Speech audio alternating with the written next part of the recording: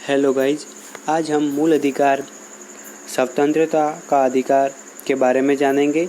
आगे हमने मूल अधिकार की पृष्ठभूमि व समानता के अधिकार 14 से 18 तक पढ़ा था। आज हम स्वतंत्रता का अधिकार 19 से 22 तक पढ़ेंगे।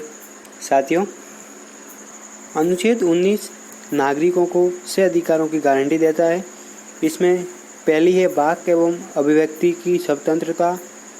सेकंड, शांतिपूर्वक और निरायुध सम्मेलन। थर्ड, संघ या सहकारी समितियां बनाने का अधिकार। भारत के राज्य क्षेत्र में किसी भाग में निर्बाध घूमने या बच जाने रहने का अधिकार। और कारोबार व्यापार करने का अधिकार और सर्वत्र अबाध संचरण करने का अधिकार, यानी घूमने का, कहीं भी जाने का, एक राज्य से दूसरे राज्य, भारत के किसी भी राज्य क्षेत्र में घूमने का अधिकार। ये 6 अधिकार है अनुच्छेद 19 में, जिनके बारे में हम डिटेल से जानेंगे। साथियों, इसमें एक और बात है, मूल संविधान में अनुच्छेद 19 में 7 अधिकार थे। जो 7वां अधिकार था संपत्ति को खरीदने व अधिग्रहण करने या बेच देने का अधिकार था, जो 44वां संविधान 1978 के तहत इसे हटा दिया गया है। इसलिए अभी वर्तमान में अनुच्छेद 19 में 6 ही अधिकार है। साथियों, तो हमारा पहला अधिकार है अनुच्छेद 19 में वाक एवं अभिव्यक्ति की स्वतंत्रता, जिसमें नागरिकों को अभिव्यक्ति दर्शाने, मत देने, अपने विचार को प्रसारित करने, प्रेस की स्वतंत्रता, व्यावसायिक विज्ञापन की स्वतंत्रता, शांति का अधिकार, ये सब अनुच्छेद 19 के फर्स्ट के तहत आते हैं। साथियों, इसमें प्रतिबंध भी है। यदि भारत की एकता एवं संप्रभुता को नुकसान पहुंचे तो इस पर प्रतिबंध भी लगाया जा सकता है। साथियों, तो हमने पहला अधिकार जाना वाक एवं अभिव्यक्ति की स्वतंत्रता, जिसमें नागरिकों को बोलने का अधिकार, मत देने का, अपने विचार को प्रसारित करने का अधिकार है, प्रेस की स्वतंत्रता है, इसमें जो भी अधिकार है ये है। साथियों, तो हमारा सेकंड है शांतिपूर्वक सम्मेलन का अधिकार। किसी भी नागरिक को बिना हथियार के शांतिपूर्वक संगठित होने का अधिकार है, लेकिन इस सम्मेलन का गलत उपयोग नहीं किया जा सकता। इस पर भी 2 आधारों पर प्रतिबंध लगाया जा सकता है। इसमें पहला है धारा 144 के तहत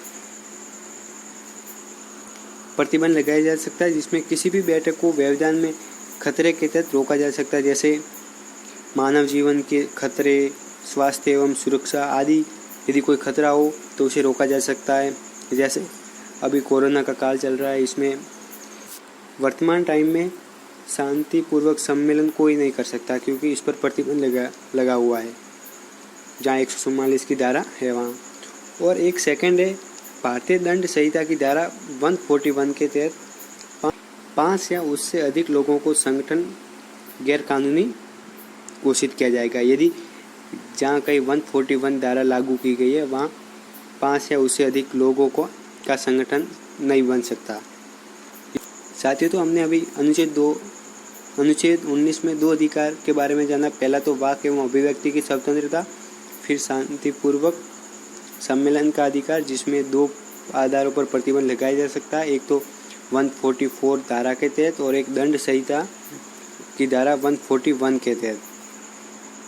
साथियों, हमारा तीसरा है संघ एवं सहकारी समिति बनाने का अधिकार। ये भी नागरिकों को, जैसे कोई राजनीतिक दल बनाता है, व्यापारी संघ है, फर्म है, जो सहकारी समिति बनाते हैं, उन्हें बनाने का भी अधिकार प्राप्त है और संचालित करने का भी अधिकार प्राप्त है। इस पर भी युक्त प्रतिबंध लगाया जा सकता है। साथियों, हमारा चौथा है अबाध संचरण करने का अधिकार। देश के किसी भी हिस्से में घूमने का, संचरण करने का अधिकार प्राप्त है और इसका उद्देश्य है राष्ट्रीय सोच को बढ़ावा देना। इस पर भी प्रतिबंध लगाया जा सकता है। यदि किसी क्षेत्र में अनुचित जनजाति की सुरक्षा, उनके रीति रिवाज, यदि उनका शोषण हो और वहाँ के आम लोगों के हित या सुरक्षा का हनन हो रहा हो, तो वहाँ पर प्रतिबंध लगाया जा सकता है। और सेकंड है स्वास्थ्य के आधार पर भी, जैसे किसी राज्य के लोग सभी बीमार हैं, उन्हें कोई संक्रमित बीमारी फैली हुई है, तो वो किसी अन्य राज्य में उन पर प्रतिबंध लगाया जा सकता है, जैसे वो दूसरे राज्य में नहीं जा सकते। जैसे अभी वर्तमान में एक मामला आया था कर्नाटक और केरल का, जिसमें केरल के लोगों को कर्नाटक राज्य के अंदर आने से रोका जा रहा था। कर्नाटक की सीमाएं सील कर दी थी।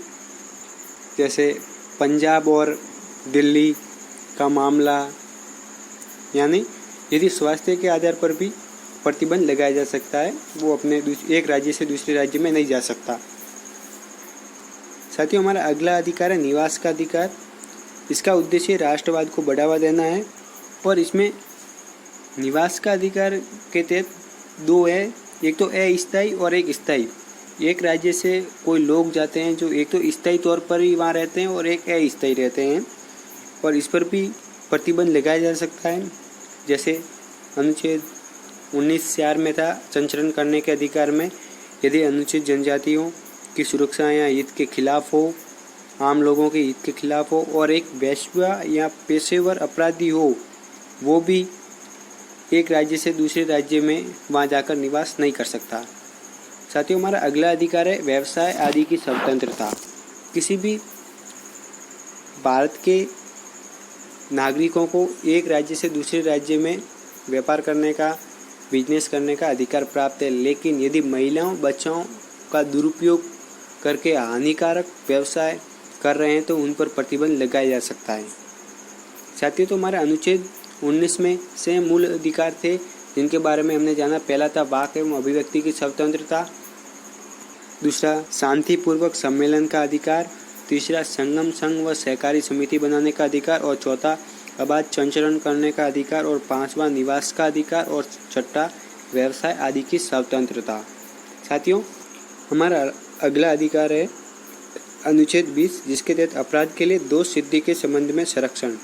यदि किसी व्यक्ति ने अपराध किया है तो उसके संबंध में उसे संरक्षण भी प्राप्त है। ये नागरिकों और विदेशियों दोनों को प्राप्त है, और अनुच्छेद 19 सिर्फ नागरिकों को ही प्राप्त है। साथियों, मैंने आपको पहले बताया था अनुच्छेद 15, 16 और 19 और 29 और 30, ये 5 अधिकार है, ये सिर्फ नागरिकों को प्राप्त है, और दूसरे अधिकार है जो नागरिक और विदेशी दोनों को प्राप्त है। साथियों, इस अनुच्छेद 20 में 3 बातें दी हुई है।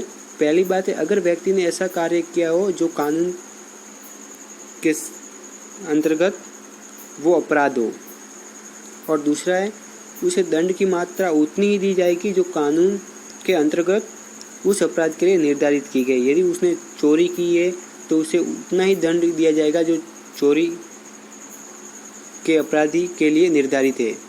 जैसे हमने पिछली क्लास में अनुच्छेद 17 अस्पृश्यता का अंत, जिसमें यदि कोई सामाजिक बहिष्कार या भेदभाव करता है तो 1955 एक्ट के तहत 6 महीने की कारावास और 500 का जुर्माना, उतनी ही सज़ा दी जाएगी यदि वो कोई अपराध करता है। जो अपराध करता है तो उसे उतनी ही सज़ा दी जाएगी, उससे अधिक सज़ा नहीं दी जाएगी। और तीसरा हमारा है, उसे एक अपराध के लिए एक बार ही दंडित किया जाएगा, उसे बार बार दंडित नहीं किया जाएगा। और किसी अपराधी को स्वयं के विरुद्ध गवाही देने के लिए बाध्य नहीं किया जाएगा। साथियों, आज हम अनुच्छेद 19 और 20 के बारे में जाना। अनुच्छेद 19 में 6 मूल अधिकारों के बारे में दिया हुआ है, और अनुच्छेद 20 में अपराधी के लिए दोष सिद्धि के संबंध में संरक्षण है। यदि कोई अपराध करता है तो उसके संबंध में संरक्षण है, और यदि पहले इसमें 3 बातें दी हुई है। अगर व्यक्ति ने ऐसा कोई कार्य किया हो जो कानून के अंतर्गत अपराध है तो उसे अपराधी घोषित किया जाएगा, और उसे दंड की मात्रा उतनी ही दी जाएगी जो कानून के अंतर्गत उस अपराध के लिए तय की गई है।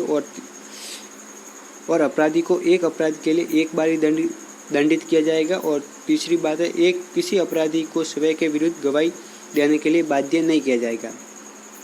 साथियों, अगली क्लास हम अनुच्छेद 21 और 22 के बारे में जानेंगे।